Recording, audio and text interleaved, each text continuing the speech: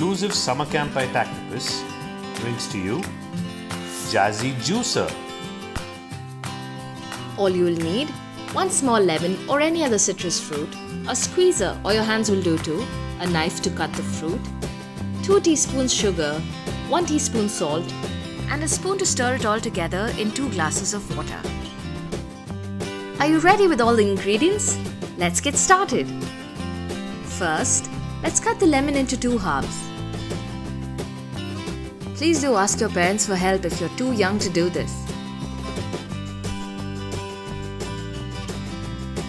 Squeeze the lemon half into the glass of water. You can use a lemon squeezer and a or spoon just to use stir your it all hands. together in 2 glasses of water.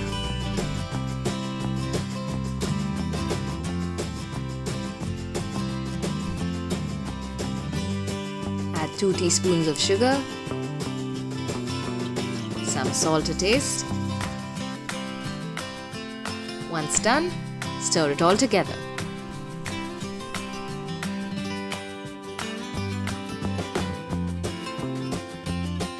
Now that your lemon juice is ready, taste it. And if you love it, using the same measures, make more for the rest of your family.